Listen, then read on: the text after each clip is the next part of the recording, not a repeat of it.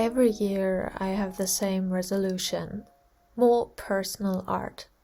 And every year I seem to be creating less of it. The piece you'll see me working on throughout this video is the second of only 2 personal illustrations I created in 2024, finishing it just before the end of the dying year. By the way, I'm Jana, nature-inspired fantasy illustrator, mostly working in books. Very often the reason why I am not able to paint much for myself is that client work is soaking up most of my creative energy, for which I am very, very grateful, as it means I get to feed, clothe and shelter myself by creating beautiful things. However, 2024 was different, as I certainly had the time available, and yet I created next to nothing, only keeping up with the small amount of art I was contracted to do. And it's not like I spent my time on other creative projects. I've written no novels, I filmed no videos, I barely took any photos. I am an artist, and even after years of trying to shake off the last dregs of hustle culture, a part of me will always measure my worth by how much I create. And looking back at 2024, there was so little of it. It feels like the entire summer was merely a barren canvas of nothing. Yet, it wasn't nothing. This was an important year for me, with many changes and big moments, and the reason I did not create was because my brain simply wasn't up to it. It was drenched in uncertainty as I was looking for a new flat, organizing a move across the country. It was drenched in anxiety as I didn't feel safe in the flat I was still living in.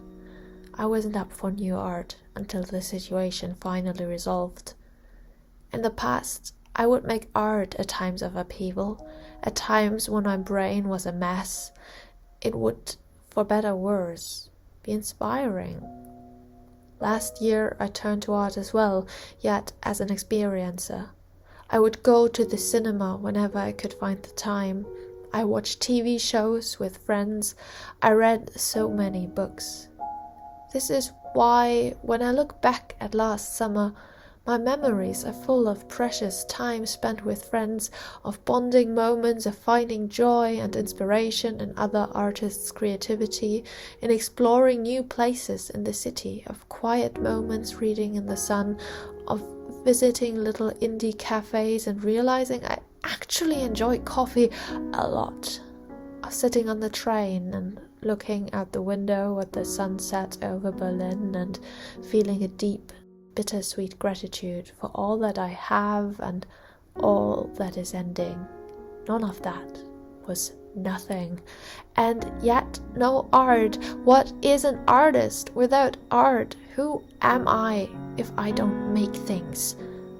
I'm currently setting my goals for this year, and on the list that is lying next to me on my desk it says more personal art yet again.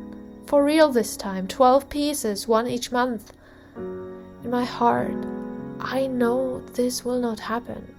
I already have too many other plans I am truly excited about. This will be another big and scary year for me. In gentler ways, I hope, but still. I'm wondering if I truly want to create more personal artwork, or if this is simply something I feel I ought to do because I am an artist. My sketchbooks are still full of unused ideas, but I'm wondering if perhaps they can just wait another year. I'm wondering if I'm simply in a season of my life where I'm meant to grow in other ways before returning to painting my heart onto paper. In the last 2 years, I got to work on wonderful projects for wonderful clients creating art I love, and maybe that's enough for now. Maybe I am still an artist if I create only for other people for now. I want to do and create so many things, and ideally all at once. Sometimes it's hard to remember I still have a whole life ahead of me, all this time to be filled. Perhaps this is the year where I learn to slow down enough to let myself be guided by the quiet voice of my intuition, instead of chasing a wild collection of expectations. If I'm not creating, I'm still an artist.